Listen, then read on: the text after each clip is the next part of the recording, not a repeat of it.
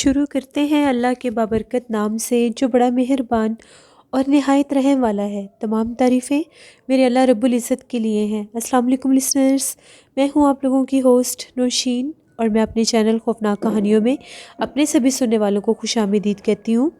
میری طرف سے میرے سب سننے والوں کو جمعہ مبارک۔ لسنرز کیسے ہیں آپ سب، اور میرے چینل کی خوفناک کہانیوں کو کتنا پسند کرتے ہیں؟ اپنی رائے کا اظہار کومنٹ باکس میں ضرور کریں۔ آج آپ لوگوں کے لیے میں ایز یوزول بہت ڈراؤنی کہانیاں لے کر آئی ہوں جنہیں آپ لوگ بہت زیادہ پسند کریں گے اور یقیناً ان سے کچھ نہ کچھ سیکھیں گے۔ بڑھتے ہیں آج کی پہلی خوفناک کہانی کی طرف۔ یہ خوفناک کہانی انم خان شیئر کر رہی ہیں لاہور سے۔ انم کہتی ہیں کہ کل آپ کے ساتھ اپنی فرینڈ کی اپی کی ایک سٹوری شیئر کر رہی تھی میں، اس کا ہی فردر کچھ انسیڈنٹ ہیں جو ان کے ساتھ اسی ہاسٹل میں پیش آئے، وہ میں شیئر کرنا چاہتی ہوں۔ آپ ہی کہتی ہیں کہ وہ جو ان کے ساتھ ردا والا حادثہ ہوا تھا، جب رات کے ٹائم وہ ردا کو اس کمرے سے نکالنے گئی تھی تو وہاں پر گر کے بے ہوش ہو گئی تھی۔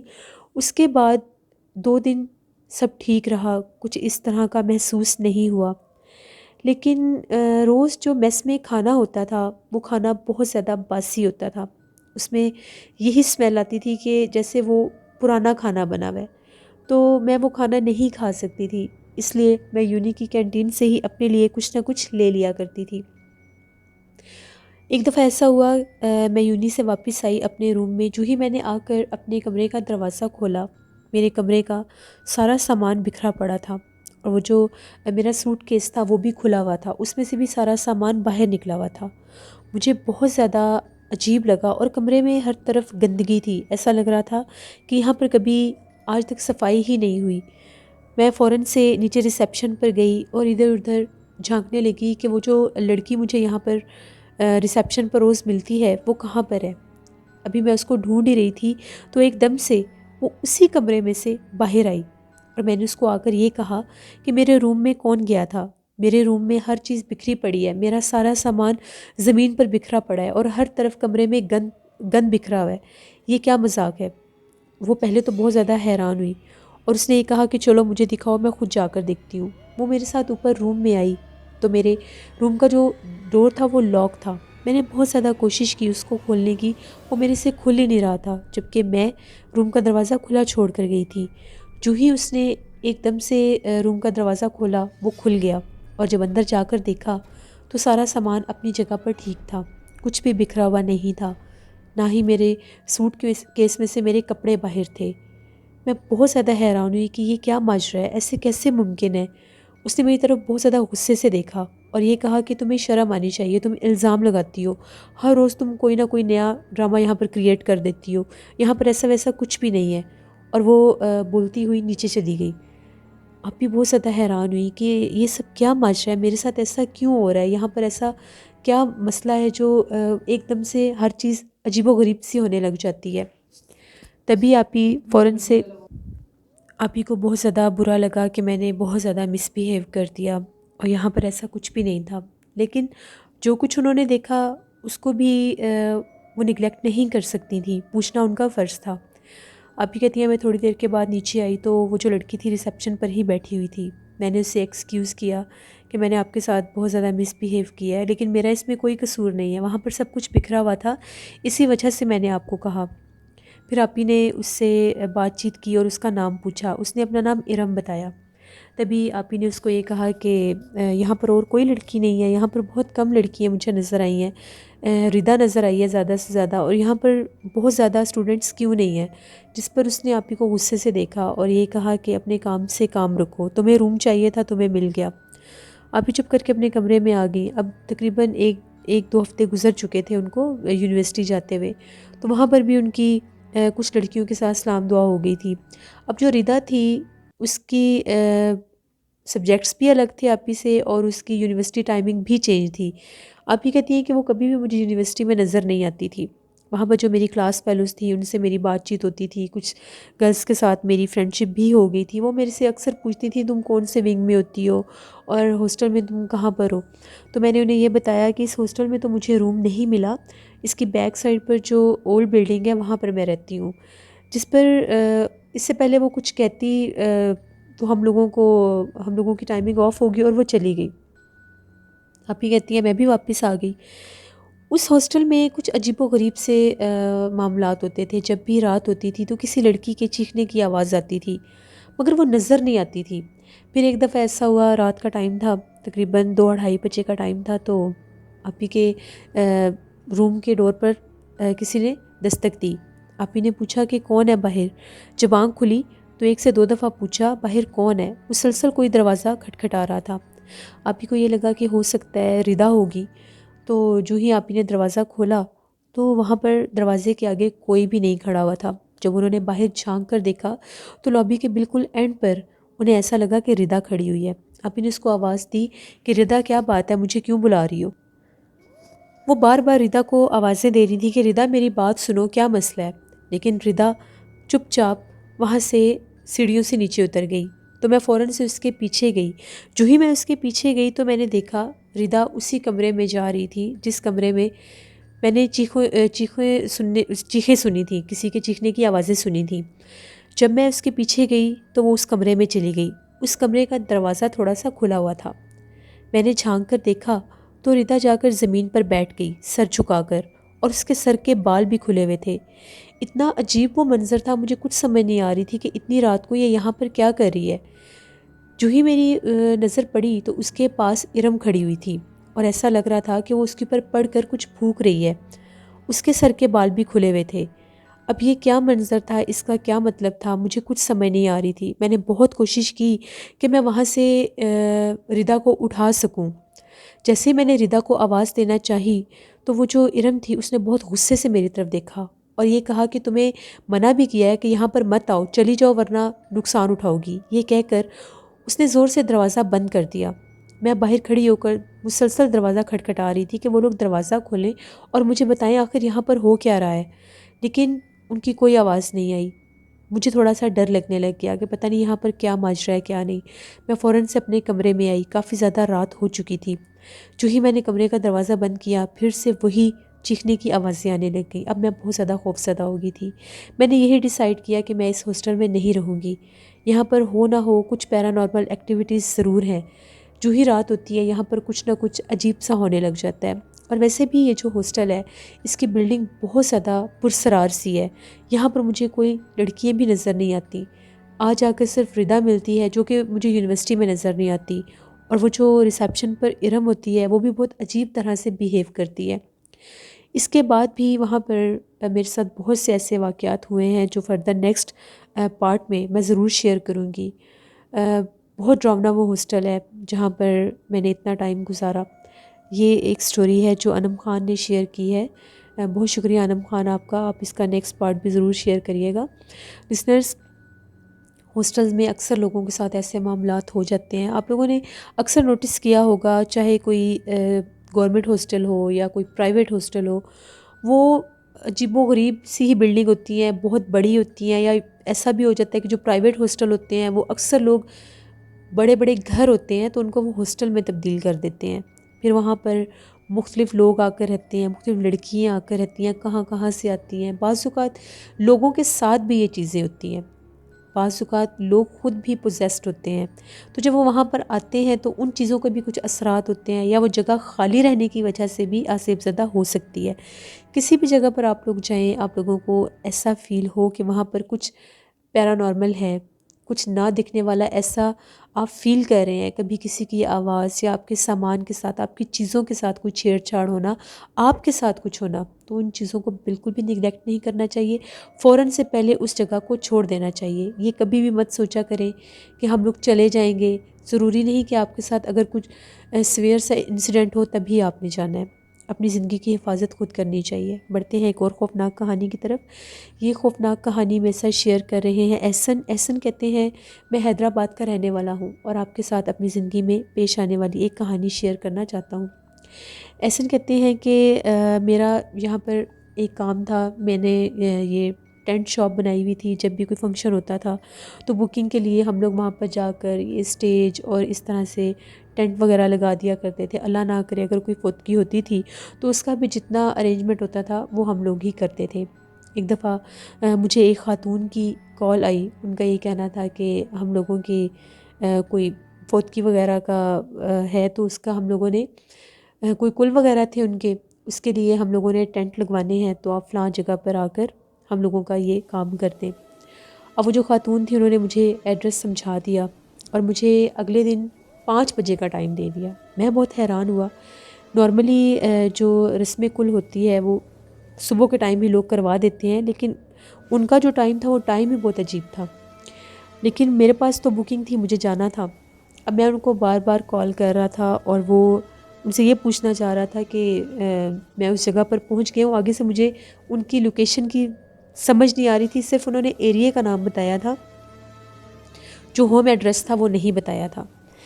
میں ان کو بار بار کالز کر رہا تھا، وہ بار بار یوزر بزی کر رہی تھیں۔ تقریباً 10-15 منٹ کے بعد مجھے ان کی کال آئی اور میں نے ان سے یہ پوچھا کہ کس جگہ پر آپ کا گھر ہے؟ میں فلاں جگہ پر کھڑا ہوں جہاں پر آپ نے مجھے بلایا تھا۔ اب وہ جو جگہ تھی وہ بہت زیادہ ہی کچھ عجیب سی لوکیشن تھی۔ آبادی تھی بھی وہاں پر اور نہیں بھی تھی۔ دیکھنے میں وہ جگہ کافی زیادہ پرانی لگ رہی تھی، لیکن وہاں پر گھر نہیں تھے۔ شاید کوئی پرانی کالونی ہوگی، میں نے فرسٹ ٹائم ہی وہ جگہ دیکھی تھی، اور جہاں پر میری شاپ تھی وہ وہاں سے کافی زیادہ دور بھی تھی۔ پہلے تو میرے ساتھ کچھ لوگ بھی ہوتے ہیں جو سارا کام کرواتے ہیں، اب ان کے پاس وہ ساری چیزیں تھیں اور میں اپنی بائک پر تھا۔ مجھے یہ تھا کہ میں ایک دفعہ جا کر جگہ ساری دیکھ لوں تو میں ان کو کال کر دوں گا، وہ ڈائریکٹ وہیں پر سامان لے کر آ جائیں گے۔ اب وہ میرے انتظار میں شاپ پر بیٹھے ہوئے تھے۔ تھوڑی ہی دیر کے بعد وہ جو خاتون تھی ان کا یہ کہنا تھا کہ میں آپ کو ریسیو کرنے کے لیے آ رہی ہوں، آپ کہاں پر کھڑے ہیں؟ میں نے انہیں بتایا کہ یہ فلاں لوکیشن ہے۔ کوئی وہ دیکھنے میں تو شاید کوئی پرانا سا اسکول ہی لگ رہا تھا، لیکن وہ بند تھا شاید، تو میں نے ان کو کچھ سمجھا دیا کیونکہ مجھے اس جگہ کا کچھ پتہ نہیں تھا اور نہ ہی مجھے وہاں پر کوئی نظر آ رہا تھا کہ میں کسی سے پوچھ سکوں۔ سردیوں کا موسم تھا۔ تقریباً 5 منٹ بعد میں نے دیکھا کہ اس طرف سے، جس طرح وہ اسکول تھا اسی طرف سے ایک عورت آ رہی تھی۔ انہوں نے اپنا چہرہ ڈھکا ہوا تھا اور وہ میرے پاس آئیں، مجھے بلایا کہ آپ کو میں نے بلایا تھا۔ میں نے کہا جی، کس جگہ پر جانا ہے؟ ان کا یہ کہنا تھا کہ آپ آ جائیں میرے ساتھ ساتھ۔ اب میں بائک پر تھا، وہ پیدل تھی، مجھے بھی مجبوراً پیدل چلنا پڑا ساتھ ان کے۔ پھر تھوڑی ہی دیر کے بعد جب ہم لوگوں نے وہ گراؤنڈ کراس کیا اس اسکول کی بیک سائڈ پر ایک بہت بڑا گراؤنڈ تھا۔ میری حیرت کی کوئی حد نہیں تھی کہ وہاں پر بالکل بھی آبادی نہیں تھی۔ وہ مجھے کہہ رہی تھیں کہ اس گراؤنڈ کی دوسری طرف ہم لوگوں کا گھر ہے۔ اس کے آگے ایک بالکل چھوٹی سی گلی سی تھی، اس گلی میں وہ مجھے اپنے ساتھ لے گئیں۔ میں چلتا گیا۔ اس نے مجھے یہ کہا کہ بائک یہیں پر کھڑا کر دیں، آگے گلی خراب ہے تو بائک اندر نہیں جائے گا۔ میں نے اس گلی کے باہر ہی اپنا بائک کھڑا کر دیا اور اس کے ساتھ چلنے لگ گیا۔ وہ گلی کافی زیادہ لمبی تھی، جیسے ٹھنڈ تھی اور سردیوں میں ویسے ہی بہت جلدی شام ڈھل جاتی ہے۔ وہ عورت مجھے اپنے ساتھ لے کر اس گلی میں چلی گئی۔ بالکل اندھیری وہ گلی تھی، مجھے بہت زیادہ عجیب سا لگ رہا تھا کہ یہ کون سی جگہ ہے، میں کہاں پر آ گیا ہوں۔ وہ مجھے لے جاتی اس گلی میں سے جب باہر نکلے تو آگے بہت بڑا قبرستان تھا۔ میں تھوڑا گھبرا گیا۔ میں نے اسے یہ کہا کہ یہاں پر تو آبادی نہیں ہے، کہاں ہے آپ کہہ رہی تھی کہ ہم؟ وہ یہ کہنے لگی کہ بس یہ پاس ہی ہم لوگوں کے گھر ہیں۔ وہ مجھے اپنے ساتھ قبرستان میں لے گئی۔ چلتے چلتے تقریباً آدھے سے زیادہ قبرستان ہم لوگوں نے کراس کر لیا۔ وہ میرے آگے آگے چل رہی تھی۔ ابھی جو ہی ہم لوگ قبرستان کے درمیان میں پہنچے تو مجھے ایسا لگا کہ میرے پیچھے بھی کوئی آ رہا ہے۔ میں نے پیچھے پلٹ کر دیکھا تو 2 سے 3 خواتین اور تھیں۔ میں نے ان کو تو نہیں بلایا، میں پوچھ نہیں سکتا تھا۔ میں نے وہ جو مجھے اپنے ساتھ لے کر جا رہی تھی اس کو مخاطب کیا اور یہ کہا کہ کہاں پر گھر ہے؟ میں ڈر گیا تھا کیونکہ وہ عورتیں ایک دم سے بیک سائڈ سے بھی وہ عورتیں آ رہی تھیں، 3-4 وہ عورتیں تھیں، ان کے لباس بھی اسی طرح کے تھے، کالے رنگ کے، اس کا بھی لباس کالا تھا۔ تھوڑا سا مجھے خوف آنے لگ گیا کہ پتہ نہیں یہ کون لوگ ہیں اور کیسے میں یہاں پر آ گیا۔ وہ مجھے بالکل قبرستان کے اینڈ تک، جو ہی قبرستان کے اینڈ تک لے کر جانے لگی، اندھیرا بہت زیادہ ہو گیا۔ مغرب کے ٹائم تو ویسے ہی قبرستان سے ڈر لگتا ہے۔ میں نے اسے یہ کہا کہ مغرب کی اذانیں ہو رہی ہیں، میں نے ابھی لوگوں کو بھی بلانا ہے، تو آپ مجھے کہاں لے کر جا رہی ہیں؟ ابھی میں اسے یہ پوچھ ہی رہا تھا تو مجھے اپنی بیک سائڈ سے بہت زیادہ ڈراؤنی رونے کی آوازیں آنے لگیں، جس طرح سے کوئی کسی میت کے اوپر بین کرتا ہے۔ جیسے ہی میں نے پیچھے پلٹ کر دیکھا تو وہ جو 3 عورتیں تھیں وہ سر جوڑ کر زمین پر بیٹھ گئیں اور بین کرنے لگیں بڑی ڈراؤنی آوازوں میں۔ میں ڈر گیا اور میں نے اس عورت کو دیکھا تو وہ جا کر ایک درخت کے نیچے کھڑی ہو گئی۔ میں نے اسے یہ کہا کہ یہ کیا، آپ مجھے کس جگہ پر لے آئی ہیں؟ اس نے جیسے ہی میں نے اس سے پوچھا، اس نے اپنے چہرے سے وہ دوپٹہ سا ہٹایا جو اس نے چہرے پر کیا ہوا تھا۔ اس کا چہرہ اتنا ڈراؤنا تھا، اتنا خوفناک اس کا چہرہ تھا۔ اس کی بہت زیادہ بڑی بڑی آنکھیں تھیں وائٹ کلر کی۔ ایک دم سے اس کا چہرہ ہی بدل گیا، اور وہ جو 3 عورتیں بیٹھی ہوئی تھیں وہ اتنی ڈراؤنی آوازوں میں رو رہی تھیں۔ وہ کون تھیں میں ان کو نہیں جانتا، وہ بہت زیادہ ڈراؤنی تھی۔ 3 وہ رو رہی تھیں، چوتھی اس طرف سے اس نے رونا شروع کر دیا۔ وہ مغرب کے بعد کا ٹائم تھا اور قبرستان میں اتنی ان کی ڈراؤنی رونے کی آوازیں آ رہی تھیں، مجھے کچھ سمجھ نہیں آئی کہ میں وہاں پر کیا کروں کیا نہیں۔ میں نے جس طرف میرا رخ تھا، میرا چہرہ تھا، میں نے بھاگنا شروع کر دیا۔ میں جیسے وہاں سے میں نکلا وہ میں ہی جانتا ہوں، میں اتنا بھاگا کہ میں نے وہ قبرستان کا سارا حصہ کراس کیا۔ بالکل سامنے وہ گلی تھی، وہ باقاعدہ میرے پیچھے بھاگی ہیں، ان کی بہت ڈراؤنی آوازیں تھیں۔ جب میں نے اس گلی کو کراس کیا، اس گلی تک وہ میرے پیچھے بھاگی، ان کی وہ خوفناک آوازیں میں نے سنی، اور وہ بہت تیزی سے بھاگ رہی تھی۔ ایسا لگ رہا تھا کہ وہ انسان نہیں ہے، کوئی اور مخلوق ہے۔ میں نے فوراً سے اپنا بائک لیا اور میں وہاں سے جان چھڑوا کر بھاگا۔